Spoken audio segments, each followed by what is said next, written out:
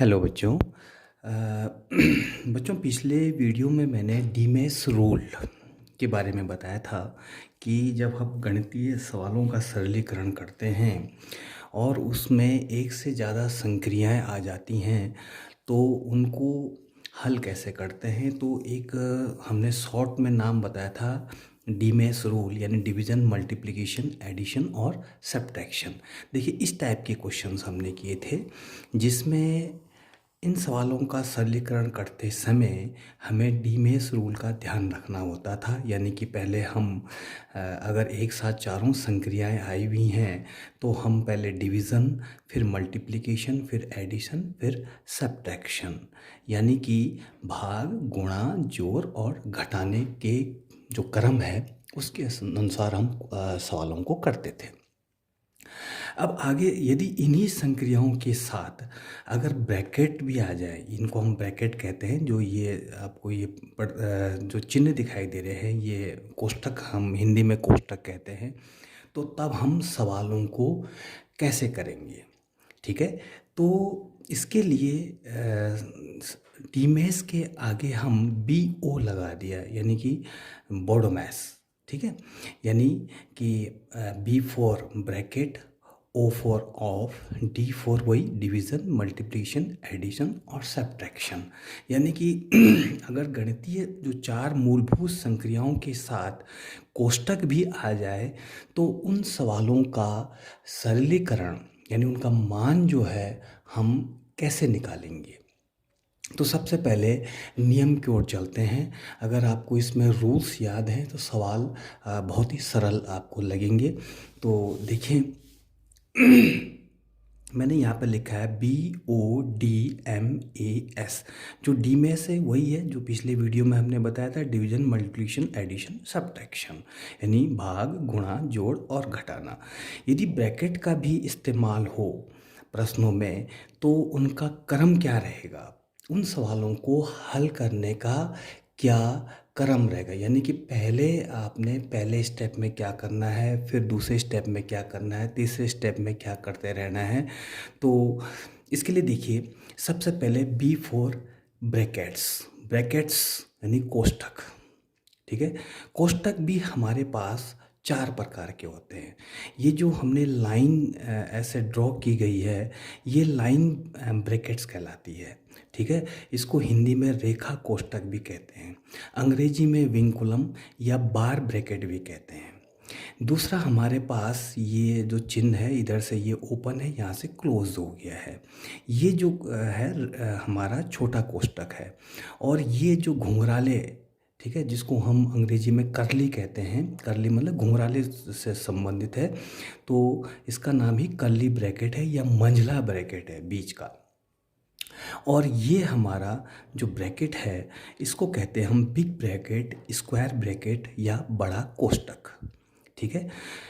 किसी भी सवाल को करने के लिए सबसे पहले ब्रैकेट्स का ध्यान रखना क्या, यानी ब्रैकेट्स को खोलना पड़ता है, ब्रैकेट का सॉल्व होता है पहले। और अगर चारों ब्रैकेट एक साथ आए हुए हैं तो सबसे पहले ये जो क्रम है, पहले बार ब्रैकेट, फिर स्मॉल ब्रैकेट, फिर आपका कर्ली ब्रैकेट और फिर स्क्वायर ब्रैकेट को खोलना पड़ता है, ठीक है। उसके बाद अगर सवाल में ऑफ लिखा हुआ है कहीं, ठीक है, अगर अंग्रेजी में सवाल है तो ऑफ लिखा होगा, हिंदी में लिखा होगा तो का, तो का को हटाना है।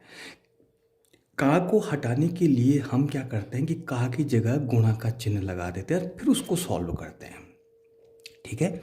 उसके बाद जो वही डीमेस रूल है, ठीक है, इसको करने के बाद सेकंड स्टेप को करने के बाद डीमेस रूल का ध्यान रखना है, फिर डिवीज़न, मल्टीप्लिकेशन, एडिशन और सब्ट्रैक्शन, ठीक है। तो सबसे पहले कोष्ठक हटाने हैं। कोष्ठक भी अगर चारों कोष्ठक दिए हुए हैं तो क्रम ये रहेगा, ठीक है। चार में से माना कि आपको रेखा कोष्ठक नहीं दिया हुआ है तो फिर पहले नंबर पे ये आ जाएगा, दूसरे नंबर पे ये, तीसरे नंबर पे अगर एक ही कोष्ठक ये दिया हुआ तो इसी को हल करना है, ठीक है।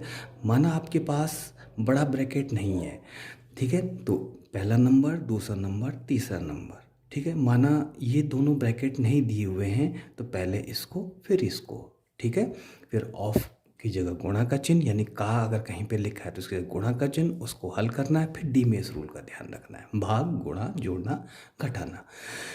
टाइप्स ऑफ ब्रैकेट्स अभी मैं बता चुका हूँ। कोष्टक कितने प्रकार के होते हैं? तो कोष्टक हमारे पास कुल 4 प्रकार के होते हैं। सबसे पहले रेखा कोष्टक, ठीक है, जो जिसका चिन्ह ये होता है अंकों के ऊपर। जैसे यहाँ पर इस सवाल में 6 ऋण 2 के ऊपर रेखा कोष्टक लगा हुआ है, यानी 6 और 2 और ऋण, 6 ऋण 2 के ऊपर, ठीक है, 6 से शुरू 2 पे ख़त्म। रेखा कोष्टक को हम अंग्रेजी में बार ब्रैकेट भी कहते हैं, क्योंकि बहुत सारे नाम हमें याद रखने पड़ते हैं, ठीक है। एक ही चीज़ के अगर कई नाम हैं तो सारे नाम हमें याद रखने पड़ते हैं। बार ब्रैकेट, लाइन ब्रैकेट या विंकुलम। दूसरे नंबर पर आता है छोटा कोष्टक। इसको स्मॉल ब्रैकेट भी कहते हैं, ओपन ब्रैकेट भी कहते हैं, सिंपल ब्रैकेट भी कहते हैं, ठीक है। तो ये छोटा कोष्टक, ये खुलने का चिन्ह है, ये बंद होने का चिन्ह है। इनके अंदर संख्याएं होती हैं, अपने चिन्ह लेकर आते हैं। तीसरे नंबर पे मंझला कोष्टक, जिसको हम कर्ली ब्रैकेट भी कहते हैं, ठीक है, ये ओपन है हो गया, इधर से क्लोज हो गया। चौथे नंबर पे बड़ा कोष्टक आता है, जिसको बिग ब्रैकेट या स्क्वायर ब्रैकेट भी कहते हैं, ठीक है।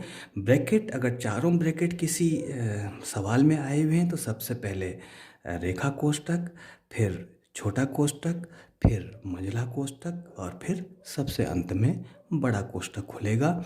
उसके बाद ऑफ, हमने ऑफ का जो है उसके गुणा का चिन्ह लगाना है, ठीक है, उसको हल करना है। फिर डीमेस रूल, भाग, गुणा, जोड़ और घटाने का चिन्ह लगाना है, घटाने का संक्रिया करनी है, ठीक है। तो मैं समझता हूँ कि आपकी समझ में बोडोमास, जो शॉर्ट में हमने बोडोमास बताया कि बोडोमास क्या है, यानी डीमेस से आगे कि जो क्वेश्चन है जिसमें ब्रैकेट भी आ जाता है, उसको एक शॉर्ट में हमने नाम दे दिया बोडोमास, ठीक है, बोडोमास रूल, ठीक है। तो आइए सवाल करते हैं। सवाल करने से आपको ज़्यादा क्लियर हो जाएगा कि इस प्रकार के सवालों को हम कैसे हल करेंगे, ठीक है। तो आपके पास यहाँ पर सवाल दिखाई दे रहा होगा, सरल करो, ये लिखा हुआ है सरल करो, यानी कि इसका मान हमने निकालना है, का मान ज्ञात करो ऐसा लिखा होगा, या सरल करो। देखिए पहला सवाल जो है 25 धन 16 भागा 4, 25 प्लस 16 डिवाइडेड बाय 4। अब यहाँ पर कोई ब्रैकेट नहीं आया हुआ है, तो जब कोई ब्रैकेट नहीं आया हुआ है तो डीमेस रूल, ठीक है।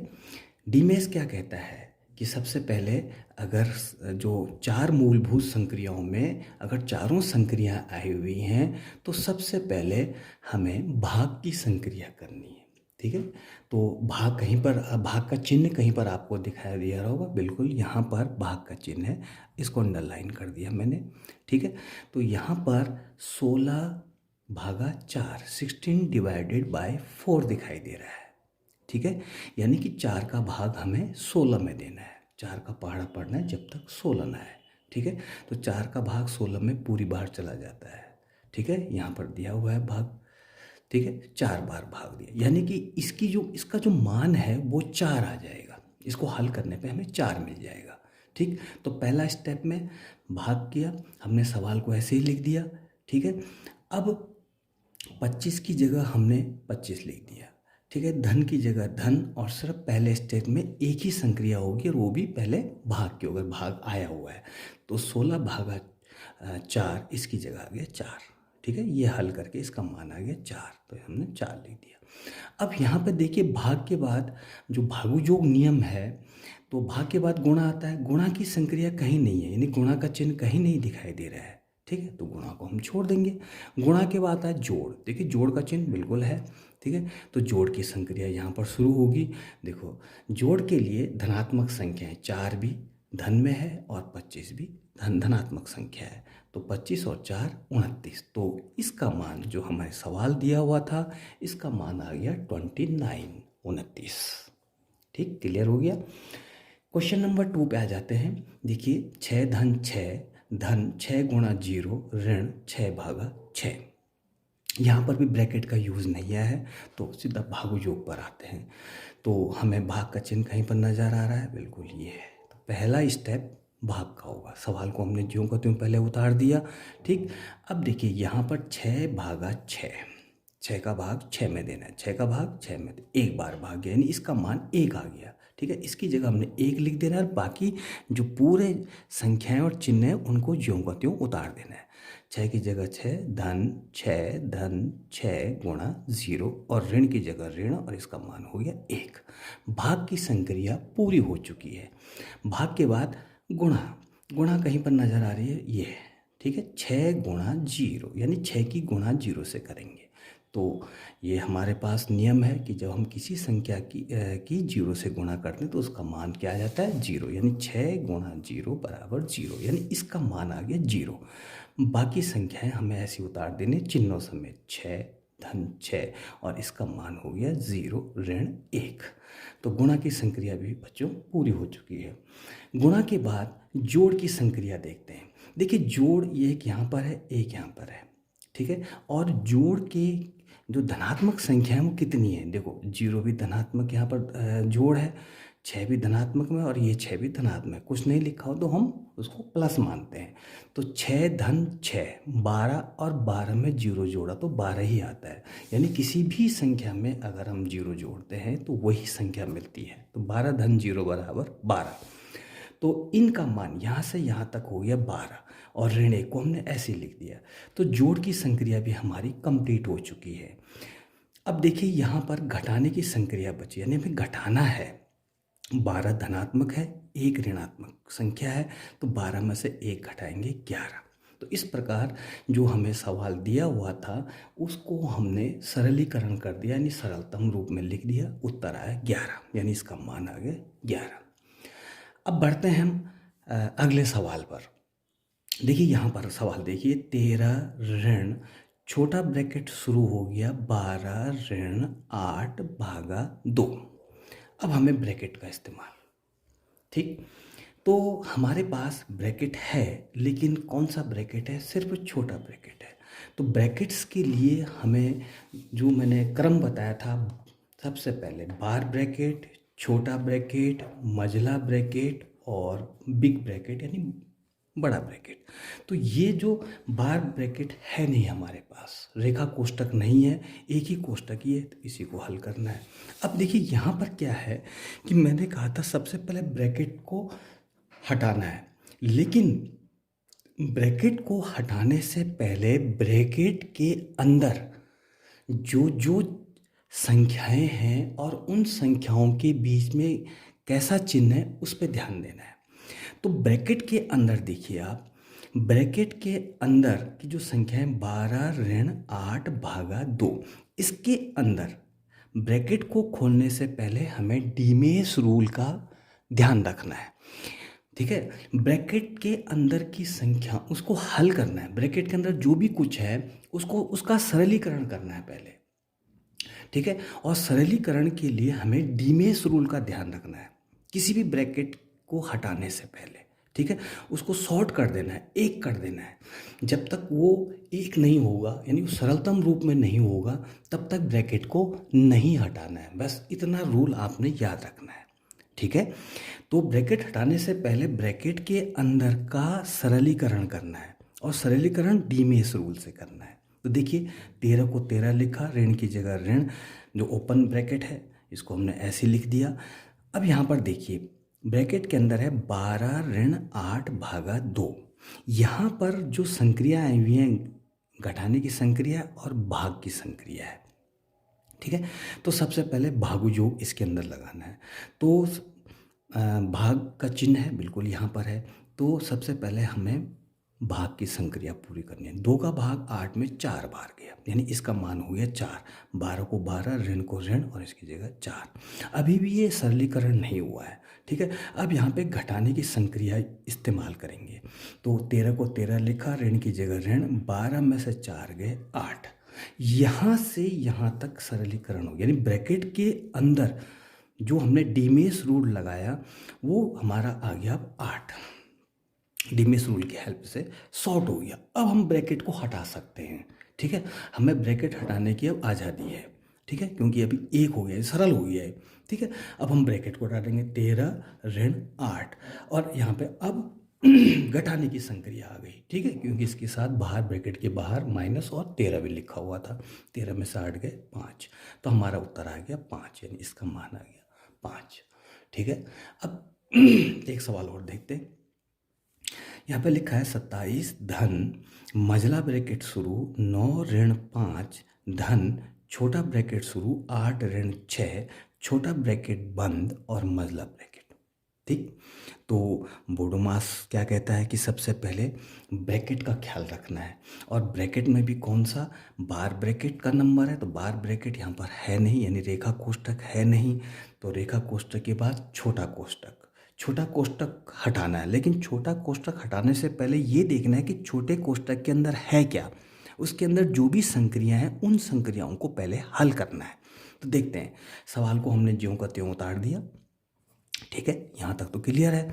अब देखिए 27 बाहर है, 27 को 27 लिखा, धन की जगह धन, मझला कोष्ठक भी ऐसे ही रहने दिया, 9 उतारा, ऋण 5 धन। देखिए छोटे कोष्ठक के अंदर है क्या, 8 ऋण 6। ठीक है, एक ही संक्रिया है, वो भी घटाने की, तो घटा देते हैं, 8 में से 6 घटाया 2। ठीक, अब देखिए छोटे कोष्ठक के अंदर की संक्रिया पूरी हो गई, यानी वो एक हो गया, सरलतम रूप में आ गया। ठीक है, तो हमने 2 लिख दिया। अब हम इस स्टेप में छोटे कोष्ठक को हटा सकते हैं। ठीक, देखिए हटा के 27 को 27 धन की जगह धन, मझला कोष्ठक शुरू 9 ऋण 5 धन 2, यहाँ से हटा दिया, छोटा कोष्ठक हमारा हट गया। अब ठीक, अब आता है छोटा कोष्ठक जब हट गया तो उसके बाद मझला कोष्ठक का नंबर है। ठीक है, लेकिन मझला कोष्ठक हटाने से पहले भी वही रूल अपनाना है कि मझले कोष्ठक के अंदर क्या है और उसको उसमें कौन कौन सी संक्रियाएं हुई हैं, उन संक्रियाओं को डीमेस रूल से हटाना है। तो देखिए यहाँ पर जोड़ और घटाने की संक्रियाएं हुई है। ठीक है, भाग है नहीं, गुणा है नहीं, तो सीधा जोड़। तो जोड़ की संक्रिया में 27 को 27 धन की जगह धन, मझला कोष्ठक शुरू 2 धनात्मक है और 9 भी धनात्मक में है, तो 9 और 2 11 और ऋण 5। एक स्टेप में एक ही संक्रिया पूरी हो रही है हमारी। ठीक, अभी भी हम मझला कोष्ठक को अभी डायरेक्ट नहीं हटाएंगे। ठीक है, उसके अंदर अभी घटाने की संक्रिया बची हुई है, तो 27 को 27 धन 11 में से 5 घटाएंगे 6। अब देखिए मझला कोष्ठक के अंदर सिर्फ का सरलीकरण हो चुका है। ठीक है, वो उसको सरलतम रूप में हमने 6 लिख दिया, 6 आ गया हमारा। अब हम हटा सकते हैं, तो मझला कोष्ठक भी इस लाइन में हट गया, 27 धन 6 बराबर 33, ये हमारा आंसर आ गया।